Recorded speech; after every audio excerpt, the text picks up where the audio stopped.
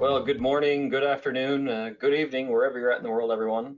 We're glad to have you here today for another Altaro webinar, this one being on Azure Security Center and how to protect your data center with next generation security.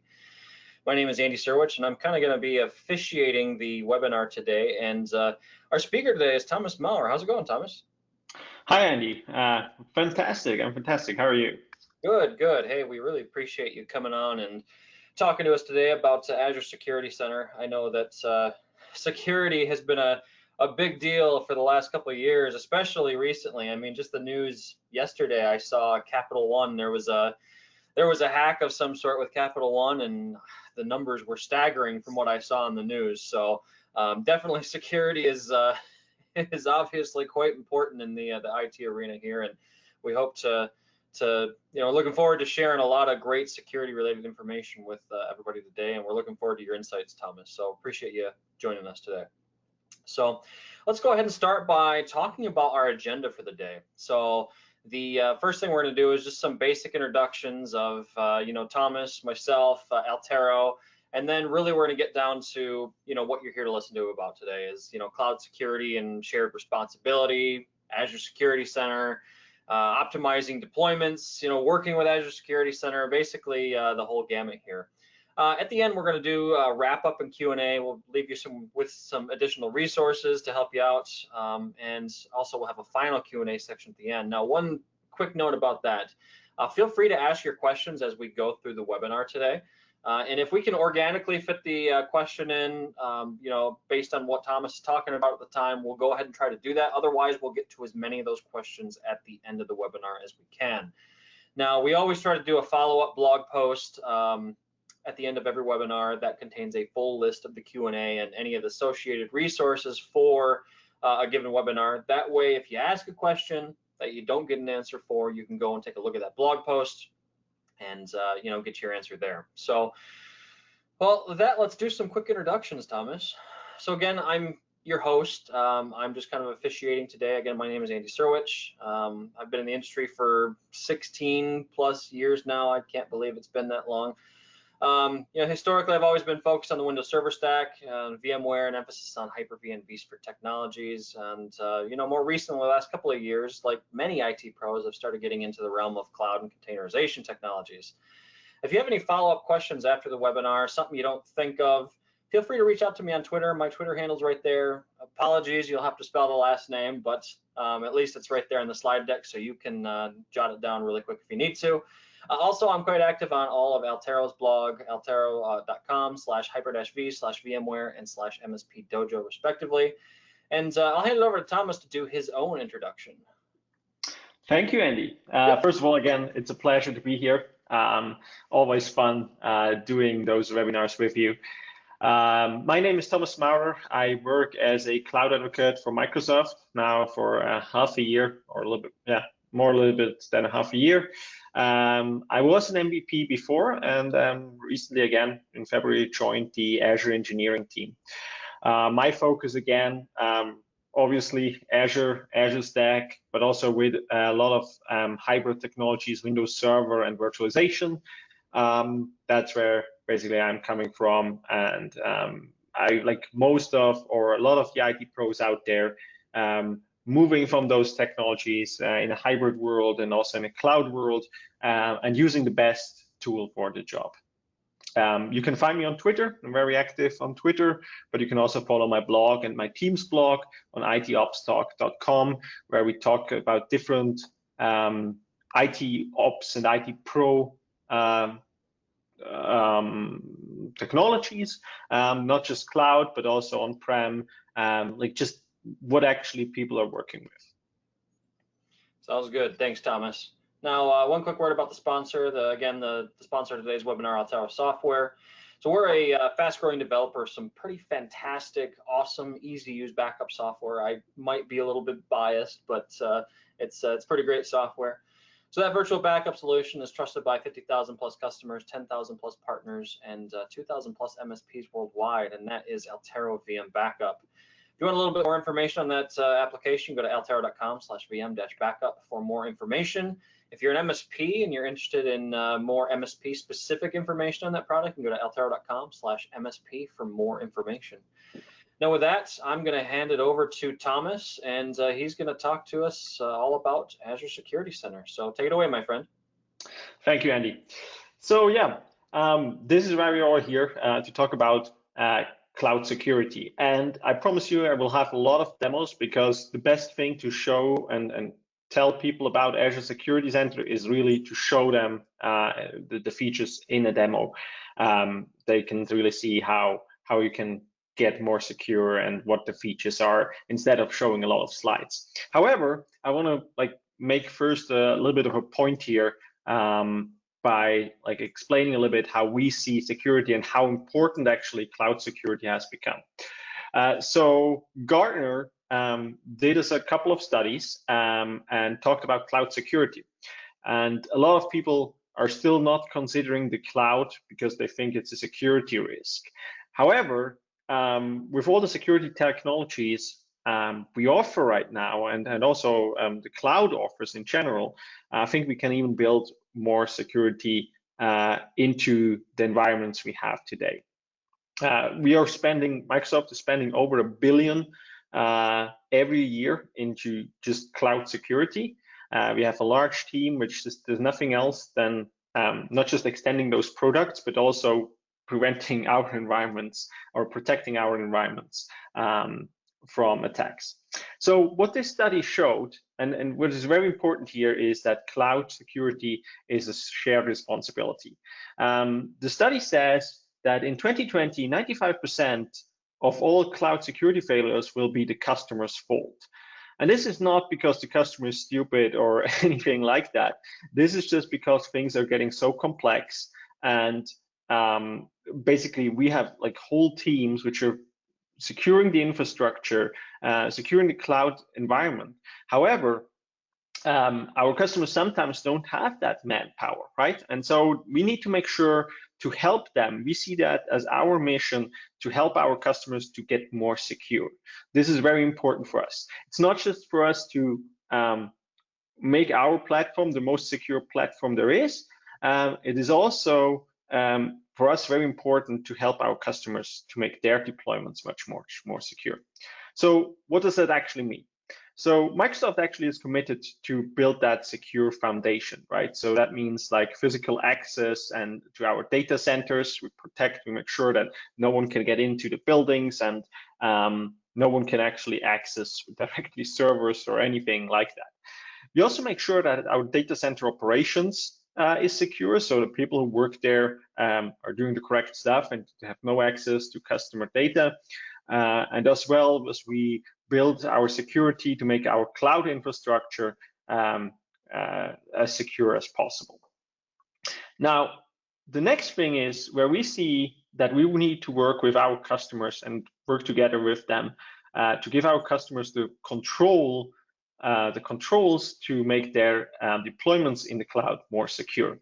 So it doesn't matter if that's our virtual machines and networks, or applications running on PaaS and workloads, or if this is stored the data. We want to make sure that the customer gets the right configuration. So if we make sure that the virtual machines are configured the right way, that the networks do not have open holes there where you suddenly have assigned a public IP address to one of the virtual machines and it's accessible from the outside.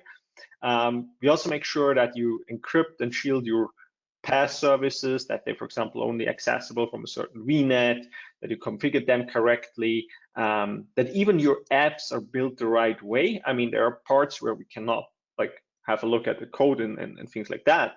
However, we can tell you, for example, if you do something like an unencrypted transfer from one app to the other, we can see okay, this is probably problematic. So we can make recommendations based on that. And we also make sure that you encrypt your data. We want that you encrypt your data to make it as secure as possible. And again, this is a joint responsibility. This is not just, I mean, at the end, those are things our customers need to do, but we need to make it as easy as possible for them and as efficient as possible for them. So there are also some other challenges. In a hybrid cloud environment or in a cloud environment, we see a lot of changes in terms of on-premise data centers, right? Think about deployments where you, if you look at traditional deployments on-prem, we see that a lot of them are very static, right? So they basically, you deploy it, and you basically, that runs for the next couple of years, right? And so if you secure them, again, they're secured for the next couple of years. And most of the time, people also build a fence around it to make sure that no one gets in there.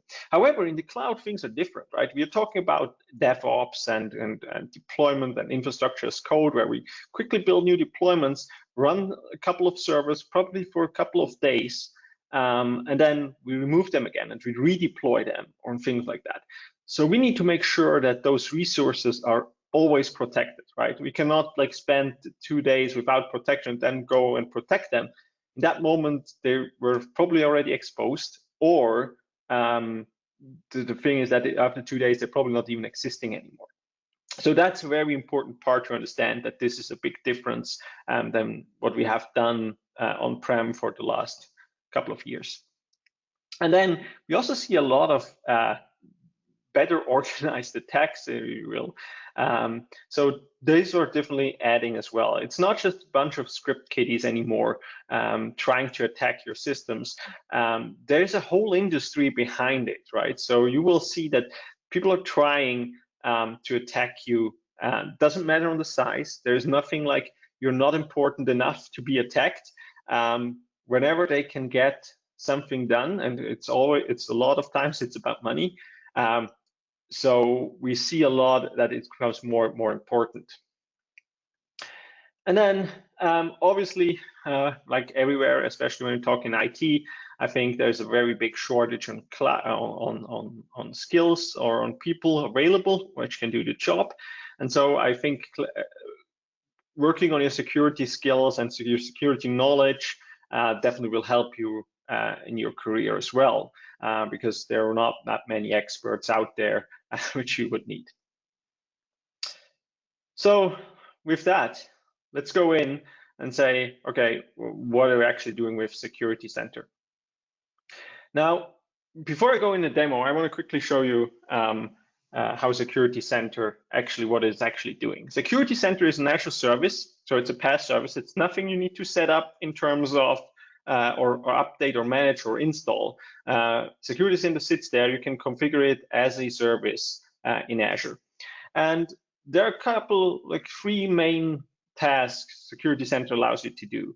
So first of all, strengthen your security posture to make sure your environment is as secure as possible, and find possible holes in your configurations to make sure you close them before there's an attack happening.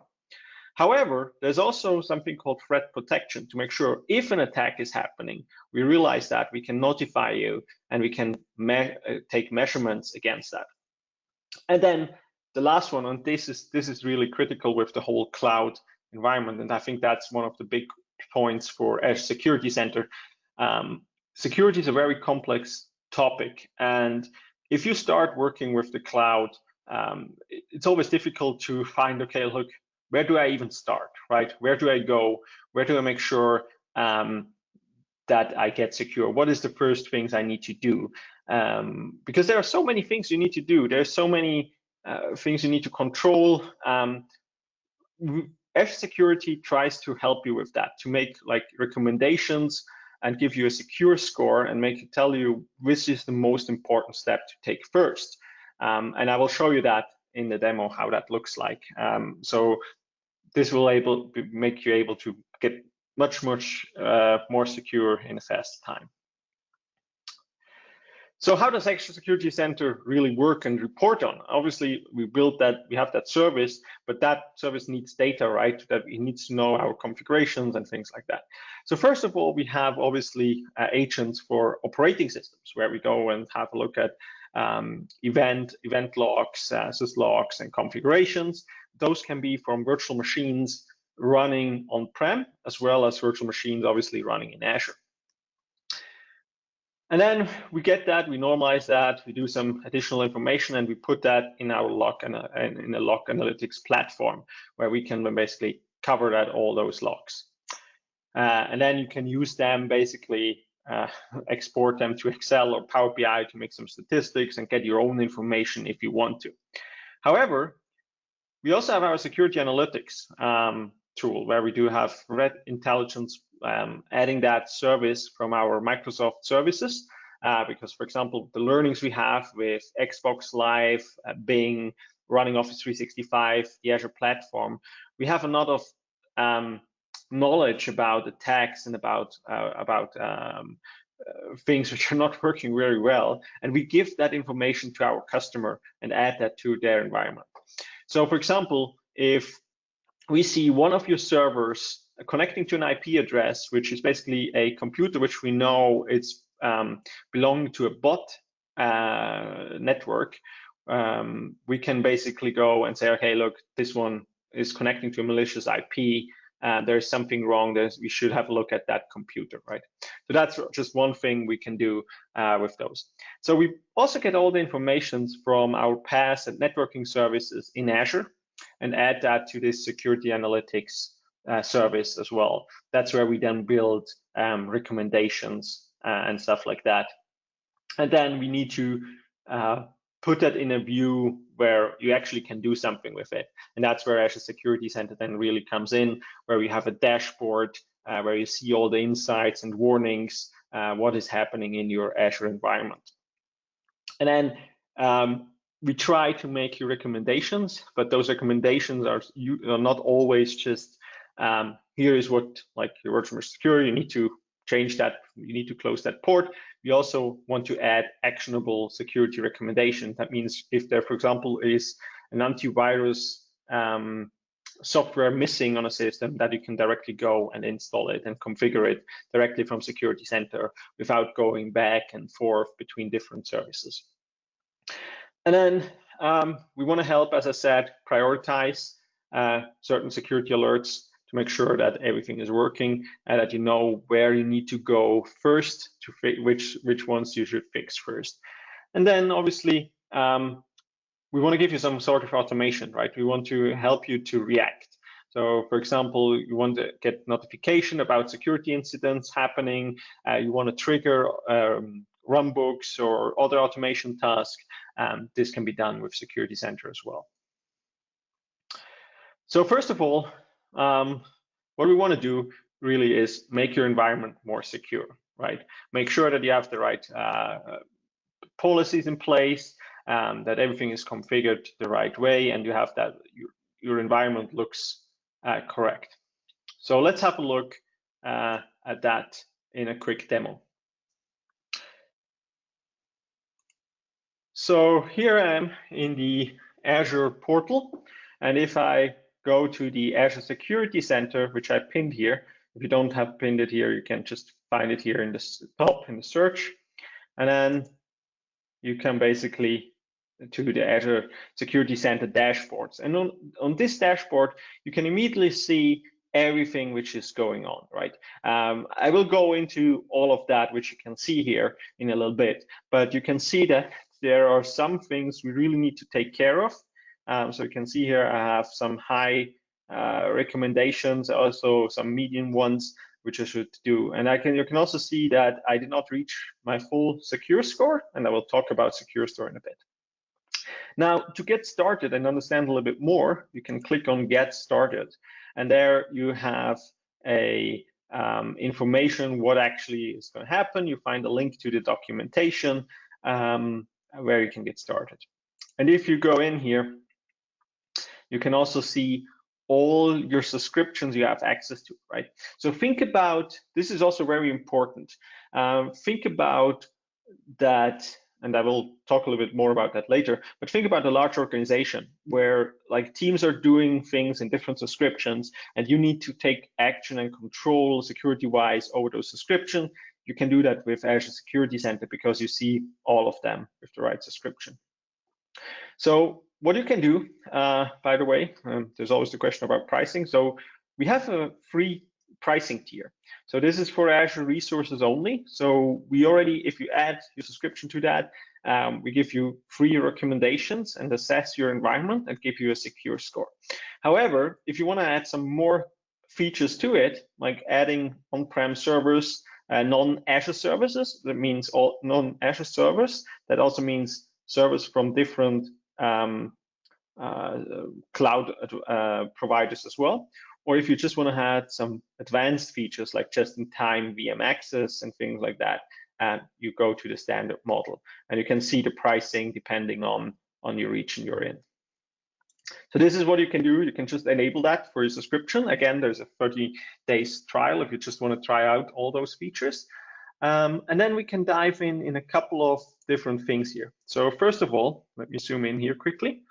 You can see that we have here compliance, policy and compliance.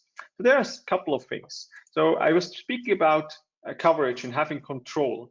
So here you can see if you're a security administrator or a security operator, you can see, okay, I have subscription which there is no security center coverage, where I have partial coverage. In that case, it's a subscription I don't use anymore. And then I can see all the subscription I have full coverage. Can also see how many resources are there deployed and basically watched by that plan.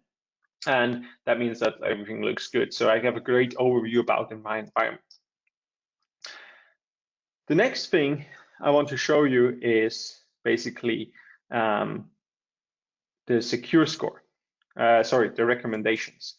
So for my environment, I tell you that be checking then your Azure environment constantly, right? This is not just a one-time view. This is a constant check of your environment. And then you can see we give you here recommendations on different stuff you should do, which is basically what is secure, what is not secure. So you can see that I have a SQL database which I should do something with. You can also see that, for example, in that case, it says MFA is not enabled on certain accounts which have a lot of permissions or owner permissions on the subscription. So that's something I should do. Now, this is great to have this list of recommendations, but however, I told you, like, where do I start? And if I go to secure score, you can see that I have right now, like I could have my possible secure score is now 705. This is like because all the resources I deployed, and I only have 464 out of it. So there's still a good gap of configuration changes I need to do. And I also get that over different categories. So I can see, okay, I have a big gap here in compute and application resources. I also have a big one here for network resources and things like that. So I can exactly see where is actually that gap happening, where do I need to do something. And the same thing I also have for subscriptions. Again, this is very interesting if you're working in an enterprise where you have different subscriptions for different teams or different departments or different environments, where you can actually see, okay, which subscription is actually problematic or which one is actually in a very good state. So you can go here in recommendations, and then you basically get a secure score. So you get 50 plus points if I activate MFA for my accounts which have owner permission of my subscription. So I know that must be a very important one. This lifts up my secure score very, very high. And then you have a lot of them. You can see they're sorted by default after that. So I really can start at the top to basically configure the service that way. And then we also have very low ones, for example, which we categorize as low. So they only give you 5 points if diagnostic logs in the key vault should be enabled and things like that. So you can really start with the big ones and focus on those to fix those. The next one, I also have security policies. So I have a default set of security policies, which I then can basically assign for my resources. So it makes sure that actually the things are configured that way. So you can see the recommendations give me certain things based on those policies. And I then can go, okay, I can also edit those policies or add those so I can make sure that everyone in my environment is staying compliant. And then if I go in, I can, as I said, I can sort that. I can go in and say, okay, like I want to have an overview about all the different services. You can see it's not just about VMs and Windows servers or Linux servers or whatever. It's also about PaaS services like app services, containers. You get all those security services as well. Same as for networking, identity, data, and so on. And even IoT. So if you're deploying IoT devices or in your IoT hub, we can give you security recommendations for those too. So for example, I told you have the recommendations here. And again, we have recommendations which just basically tell you what to do, but we also have actionable recommendations. And one of them could be install endpoint protection. So I see, for example, the machines which do not have endpoint protection installed. So I can directly go here and say, okay, I want to install that on that virtual machine. I can then pick my endpoint protection provider. I can say create. I can do some configuration, and I can then actually deploy endpoint protection directly within Security Center without leaving Security Center. Good. There are also some other interesting parts, especially in the networking part. Again, this is like resource view by different technologies, for example. So I can go and also have a look at the network map. Now mine is not that special because I don't have that many resources deployed, but you can see here my 2 virtual machines are actually running, and you can see that there's something not that good. You can see how they are connected through different subnets and VNets, and then which subscription they are living. And you can also see, okay, what's going on with that, what do you need to do? And for example, here you can see that there is one recommendation that this virtual machine has a port open to the internet. And for that, we should use a feature called just-in-time VM access and apply that. And I will show you that in the next demo then a little bit later. So that's the overview about Azure Security Center in the first place. We will have a second demo where I will show you a little bit more of the advanced features. But again, this is really about discovering the services running in Azure, but also running in other clouds or on-prem, and finding the right security measures. Hey Thomas, we got some good questions going on in the chat here. I figured this could be a good spot to stop and address a few of those. So the first one kind of centers around Windows events. And the question is, you know, when security, when logs get overwritten within the VM itself, are those logs retained within Security Center and viewable at a later date? Yes. So what we're actually using is we're sending those security logs to Log Analytics, and they're staying and stored in Log Analytics for depending time we configure it there. But they're staying in Log Analytics. So even if someone goes and removes the logs from the servers, if they have been sent to the Log Analytics workspace, they are still there. All right, good to know. And then we got another one that's kind of came up when you were talking about the pricing section briefly. And really, they wanted to see if you ever think standard will ever be able to be enabled for just a specific VM. And the feedback really centers around, you know, the fact that a lot of their clients don't want to enable it on everything, but there are specific VMs that they would like it enabled on. Okay. Yeah. So that, to be honest, I cannot answer what we are planning there in that case. However, what I can add to that is we're not just looking at one single VM, right? And I agree that I understand that they are probably only want to enable it for a specific VM. I understand that scenario. However, we need to look, in most cases, we need to look at the whole environment and make sure, like, for example, how our different services are connecting together. It's not just a antivirus where I want to make sure, okay, this virtual machine is protected and this is not. However, I want to have a control over the whole environment. But it's a good point. It's definitely something I will bring back to the team and discuss with that if we have a more granular selection of virtual machines. Sounds good. And there's one other one I want to bring up really quick, and then I'll let you continue on. It centers around the overhead needed to support all of the scanning activity. So I got Jared in the chat who is wondering, you know, how does, you know, what's Microsoft's recommendation when it comes to planning for the additional overhead by all the scanning activity? So we are using in most cases, we are using the built-in scanning technology. So if it comes to Windows Server or something, we are probably using Windows Defender or the endpoint protection, like was called like from System Center endpoint protection. I think now it has a different name, and they have their own recommendations. And we also detect third-party endpoint protections, for example, right? So if you're talking about virtual machines, this is also we see that as well. And they have their own recommendations, like in what they are measuring. So we cannot, it's not really about what security center makes as overhead. It's more or less about the endpoint protection, for example, what they're generating in terms of overhead. Same for, by the way, the log analytics part. So depending on how many logs you configure to be sent from servers to log analytics, that also depends on the performance recommendation of log analytics. Security Center looks just what's basically there and does not, like, for example, directly go and pull out the logs or something like that. All right, sounds good. I'll let you go back to the slide deck. Perfect. So let me quickly go with the back to slide deck again. We're not finished with the demos yet. We'll show you something else in just a bit. But first, I want to talk about the other things. So the second point I want to talk about again is protect against threats. So we want to make sure that if there is something happening and you get an attack, right? The first one was all about preparing for it, making sure that everything is in place. But we should not kid ourselves. We all get attacked, and there's no way we can get 100% security.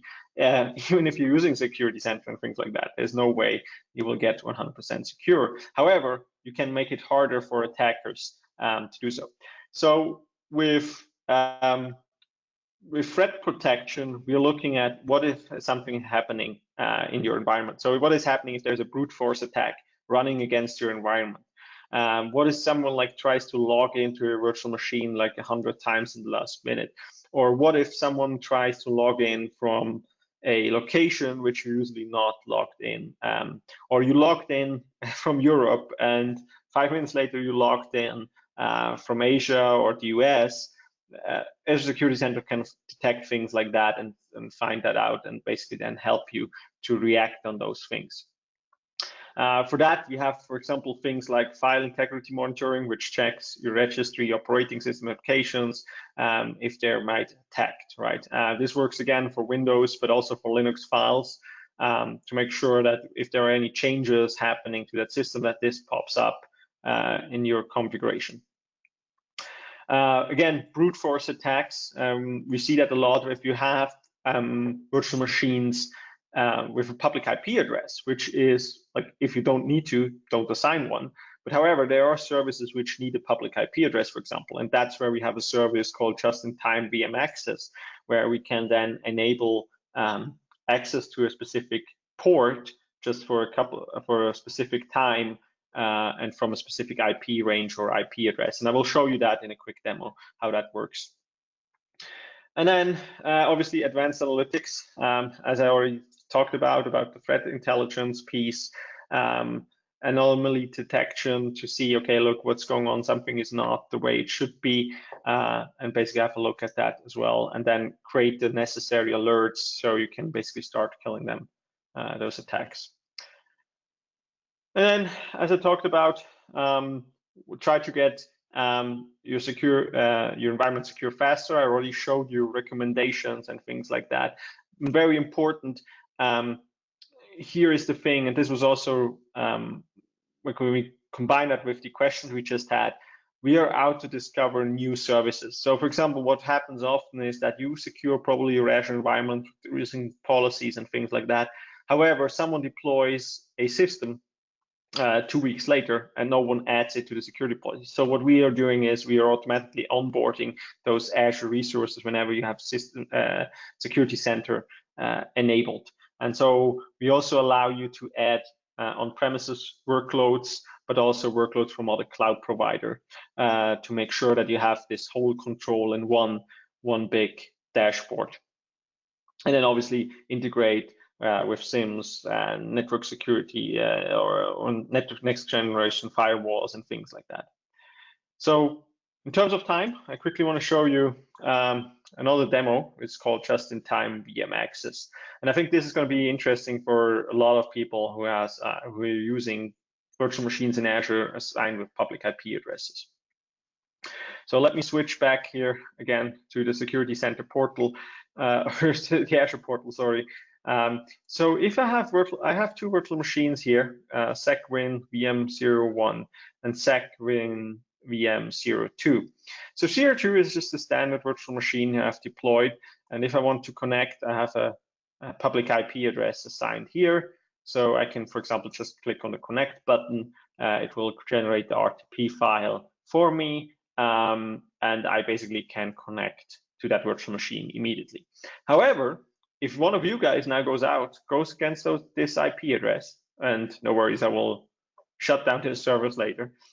However, if you would go out and you would find out my username and password, you would be able to log into that virtual machine. Basically, you're in my environment back then. Now, this is not a good thing to be done. So what we have in Security Center, we have different advanced controls here. So we call that advanced cloud defense, where we have things like, again, file integrity monitoring, adaptive network hardening, which basically scans your environment, uses machine learning to detect what is typical traffic between your services and virtual machines, and then gives you recommendations on how you basically can use, for example, network security groups to harden your network and do even like micro network management in that case, or micro network segmentation, if you will.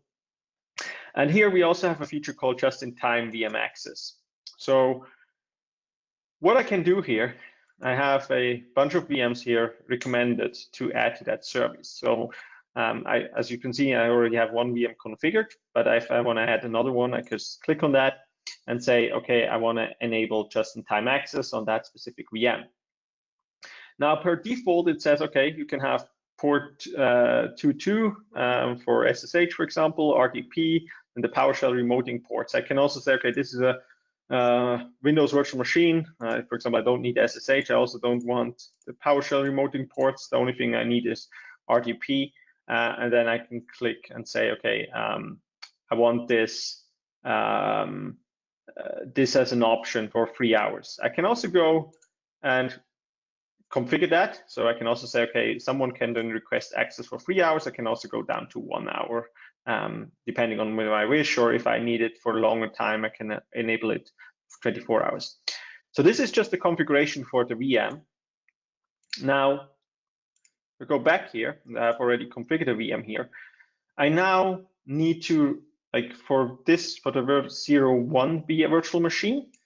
This one is now protected by just-in-time access.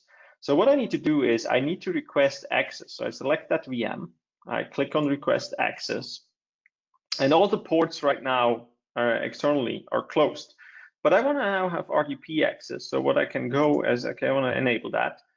You can see here, I can open it max for 3 hours, but my work, I needed less, so I go 2. It will automatically detect my public IP address from my computer here, but I can also add another one if I need to.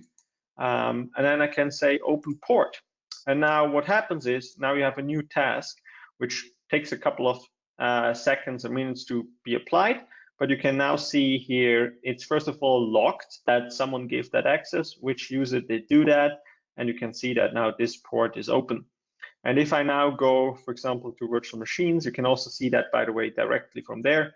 So if someone goes to that virtual machine where that is configured, I click on connect, you can see here, you can also directly do it from here, that this is configured here and you can request access from here. And then after a while, it's applied, and you can then, when this request is initialized and finished, you can basically go and connect to that virtual machine, and just from my specific IP address. So this is very effective. This also, again, works with all the ports. You can add the ports you want. So if you need to do that, this is a very good technology to use. It now also works in combination with the Azure Firewall. So I think that's in preview right now. When you deploy the Azure Firewall, it now does basically do the port mapping and the netting for you. Good. Hey Thomas, well, before you get into your next section here, there is a question here that goes along with just-in-time VM access there. The question is it possible to monitor who accessed port 3389 within Security Center once just-in-time access is enabled? So yeah, so there are two things, absolutely. So there are two things to it. First, you have um, someone needs to request the access, right? And that is definitely locked within the security center within just-in-time access. So you can see who actually requested that port to be open. Now, obviously, if I'm coming from the same IP address, also other user could access it.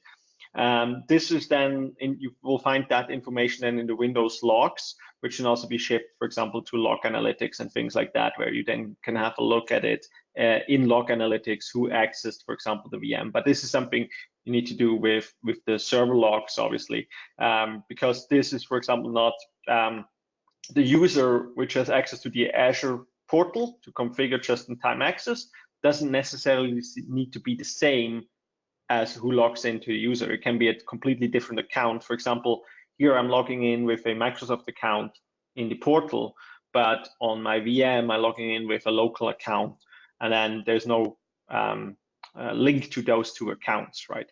So there are two separate things. One is obviously who opens the or opens up the request, and then the other thing is basically who logs into the VM then. Sounds good. And then just one follow-up question to that. We've got a question in the chat about whether just-in-time VM access could ever be made available on premises, or if there's anything today like it on premises. Well, what we have today is, we don't have it like in that scenario exactly, but what we have is features like for PowerShell, right? We have just-in-time, just enough administration for PowerShell, which we can basically go and assign users, give them permissions for a specific time to access specific features using PowerShell. This obviously doesn't work with the whole scenario I just showed you, where we just do like these things on ports. But again, this is good feedback if people want to have that on-prem. However, what I have to say here, this relies heavily on the software-defined networking we have in Azure with the network security groups and things like that. So it would be in a different way, I guess, or different backend functionality. But it's good feedback, and I will definitely pass that to the team. Sounds good. Thank you, sir. I'll let you get on with it. Perfect. So this was basically the overview. Again, I said it before, when I come to additional resources, you're able to add computers from on-prem to Azure Security Center. Obviously not for all the features, like just-in-time VM access, for example, but you can also add other VMs from other cloud providers, and you get them in one single pane of glass. Now, if you want to know more and learn more about Security Center, we have some great introduction on Microsoft Learn. If you don't know Microsoft Learn, it's an interactive learning platform which gives you a hands-on experience, where you can find different courses depending on your job role, depending on what you're looking for. We also have some introduction here in Azure Security and Azure Security Center, where you can basically work with that and try it out.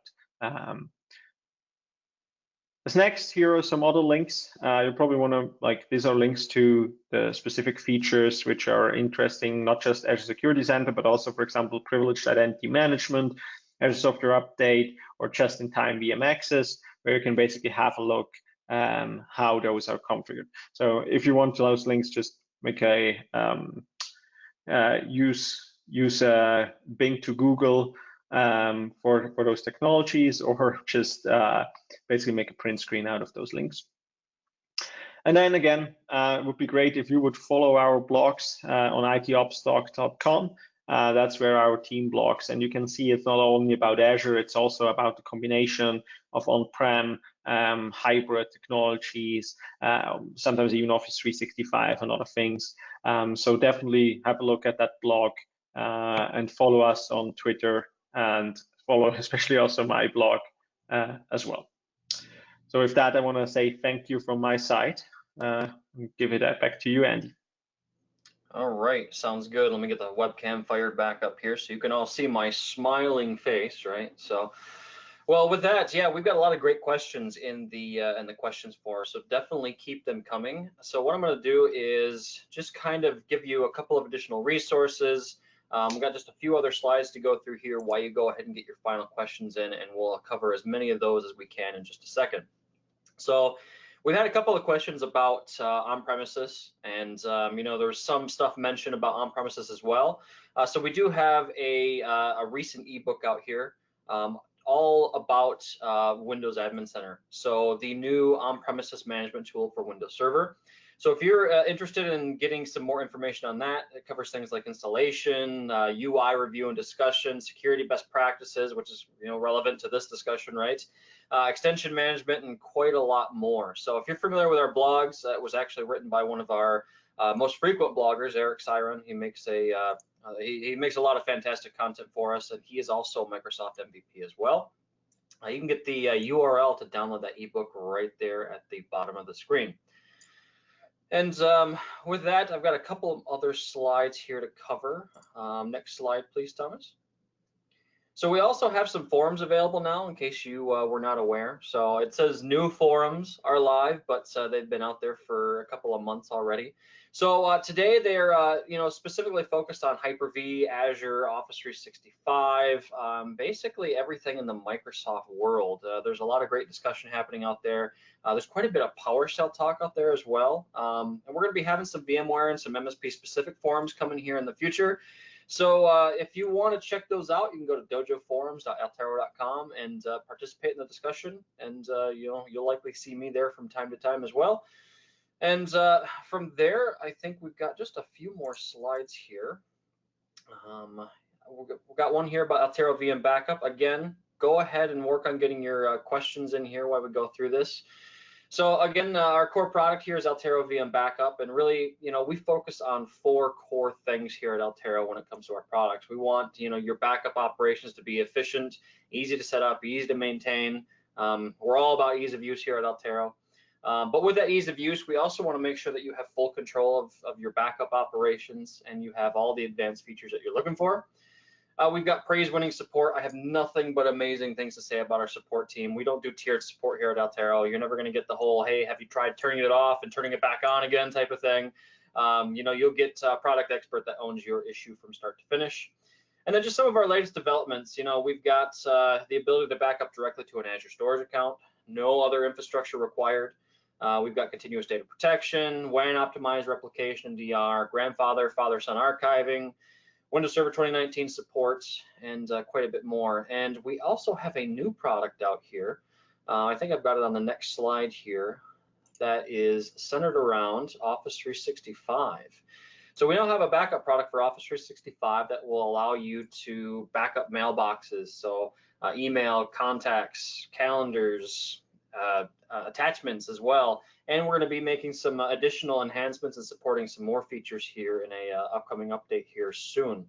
So if you're looking to have some Office 365 protection added into your environment, we've got a solution for that as well now, in addition to our VM backup software. Got some more information there at the bottom there, a couple of links. The top one is for, you know, if you're an end user, privately held company. The bottom one is more geared towards MSPs if you're a service provider. So I think with that, we are to our Q&A. So the first thing I wanted to do, just to give people a few more minutes, another minute or two, just to get their final questions, is I think we actually have some polls. So we'll go ahead and put the first poll up, and just kind of to gauge your thoughts on Azure Security Center. I keep wanting to say Windows Admin Center because we just saw that ebook slide. But Azure Security Center, you know, what are your thoughts on implementing it within the next 6 months? And I'm kind of curious. I'm guessing kind of an even split between all of these, but we'll find out here in a second. Thomas, in your travels, as you talk to people, do you find that once people learn about the product that they implement it fairly quickly, or is there still kind of a longer POC type of period? Oh yeah, that's a great question, because it is absolutely something which can be implemented really quickly, right? As you can see, there's not a big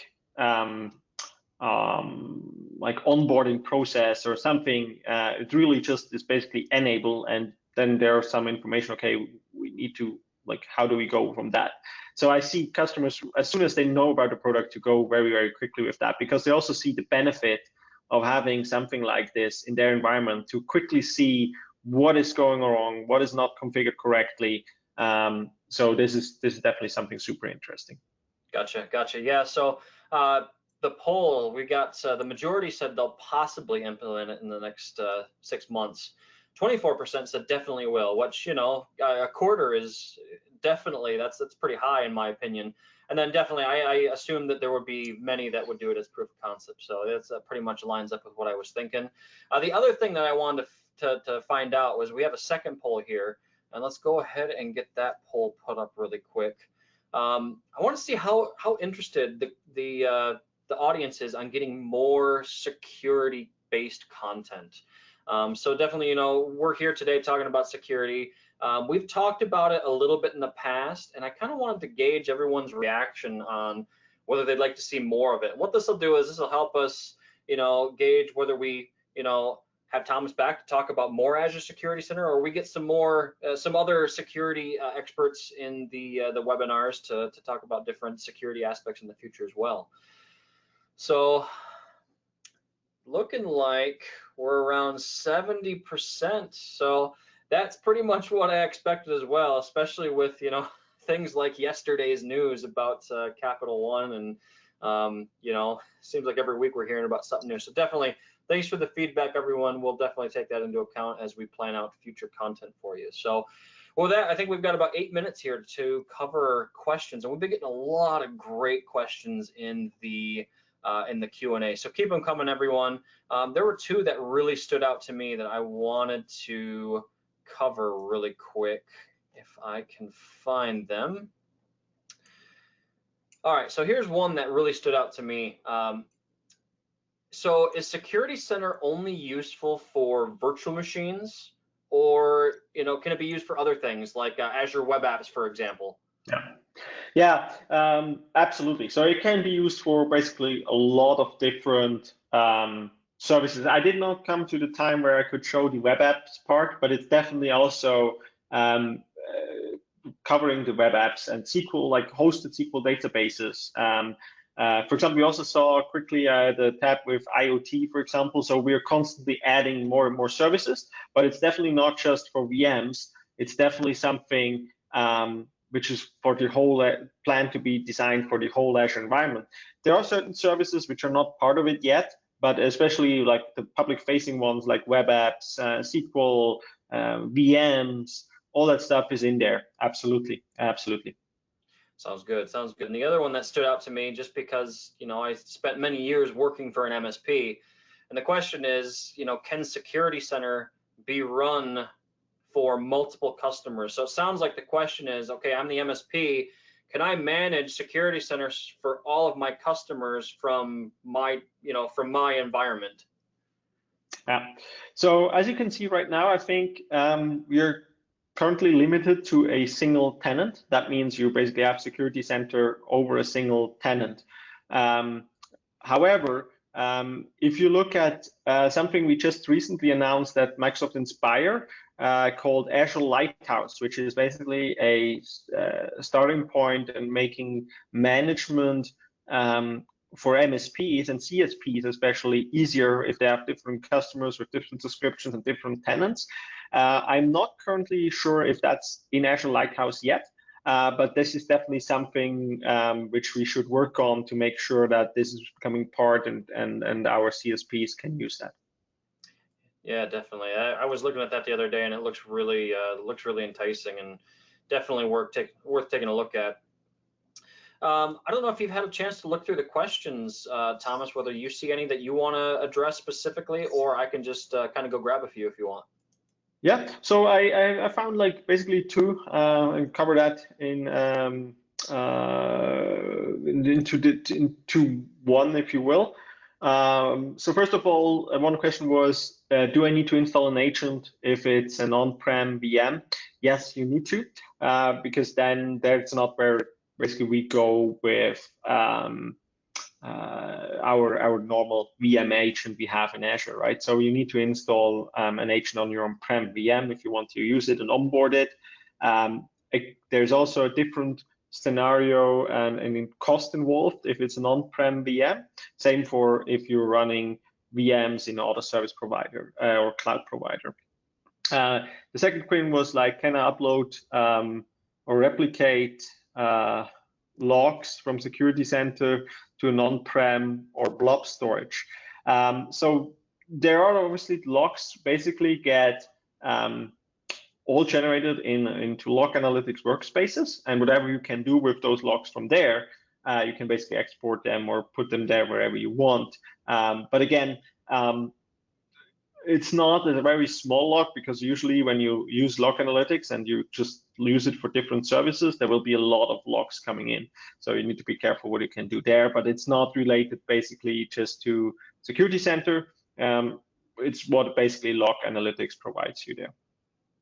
But you can, for example, if the question is, if you can connect it to a SIEM solution, you absolutely can. So if you have a SIEM in place already, you can probably connect it to that. Or you can, for example, use our Azure Sentinel solution, which basically allows you to get like different security logs to one place and have one view. And that Security Center can be connected to Azure Sentinel to get all that in one place, if that's what you're trying to achieve. Sounds good. Sounds good. Another question here. That kind of centers around the web app discussion we were just having.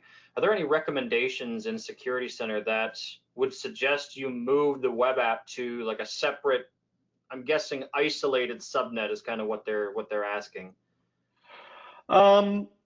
I don't know if we check exactly for that specific things. There is, by the way, on the Azure documentation side, you can basically on the docs pages, you can assign exactly the recommendations and list and all the things we are looking at. I don't know if you're looking exactly for this. What we're definitely looking is, like, for example, is encrypted? Is there encrypted traffic enabled? Or is there, for example, do you allow non-encrypted traffic? That's one of them, just top of mind, coming for the web apps. But there is definitely a couple of them which we have there. I don't know what Azure Security Center recommends there. There are certain things you can do for different PaaS services, not just necessarily for web apps, but for different ones. It's called service endpoints, where you enable like just be accessed from a specific virtual network, for example. What I also saw, by the way, as a very interesting question is, and I think that's very important to answer, is that a lot of the recommendations usually, or not a lot, but some of the recommendations Security Center does, it ends up in using something more expensive or enable a certain feature which costs money. And obviously, this is something we think it would be a good solution. However, you need to decide, is this enough secure for yourself? Is it something you need, or is it something you don't need, right? For example, in my environment, I will never get a secure score of 100%. I will never reach the top score because I have just certain services which are not worth encrypting because there's nothing on it, right? So I decide to not, for example, use a certain service. So it's not that you need to do everything, right? But you can see how important we basically define it by looking at the secure score. Again, there might be development environments which you don't need the same protection, maybe, if they're completely isolated and things like that. You really need to have a look on the recommendation and apply it for your environment and see, okay, that makes sense or doesn't make sense. I hope that answers the question more or less. Yeah, that covers it. Covers it nicely, I think. So I think we've got time for one more question. And one question I saw earlier kind of goes along with the implementation poll that we put up. And they were talking about, the question kind of went hand in hand with the pricing discussion. And that obviously there's a cost to the service itself, right? When you go with standard, the cost was more centered around, I think, the hidden implementation cost, the manpower cost. Now you mentioned earlier that you can stand up the solution fairly quickly. Has Microsoft done any case studies or provided any documentation on what you would see as a reasonable implementation timeline? That way people can kind of plan from a manpower perspective how much it's going to cost them as an organization. Yeah, I'm not aware of any numbers we did on that. I need to check if we have anything there. But however, it really, in my opinion, like as someone who has implemented that for customers, it really comes down to the customer environment and how the customer wants to proceed with that. We have seen a customer just enabling it on 1 or 2 subscriptions to see how it works. And then went from there very quickly. After like a week, we had like everything in there. He added like everything else as well, and he used the recommendations basically to just start getting started. Which can, to be honest, technically it's like done in a couple of minutes. And when I prepared a presentation, it's like it's more about like how is the company, how do I have enough permissions, do I agree on that, do I want it, and all the politics involved into it. But usually it's something we want to make very, very fast to enable and very, very quick and easy, because there is enough difficult things we need to do in the cloud. So we definitely want to take away the challenges to apply security into that. Sounds good. Sounds good. Well, that's, I think there's one last slide after the Q&A with just a couple of extra resources, just some links to our blogs and social channels and things like that for you to keep informed and to be notified when our next webinar comes up. Thomas, I want to say thanks for taking the time to come talk to us today. This has been a great webinar and a lot of great questions, and really appreciate you taking the time out of your day to, to help keep everyone informed. Well, thank you very much. Thank you for everyone who joined our webinar. It's always a lot of fun to talk and answer the questions. I learn a lot of different things and requests from customers, so thank you very much for that. Yeah, appreciate having you here, and thanks to you, everyone who took the time out of your day to attend and watch us talk up here. And we look forward to seeing you again for another Altaro webinar in the future. So with that, I'll let everybody get back to their day. Thanks for watching, and we'll catch you next time. Thanks again. Thank you.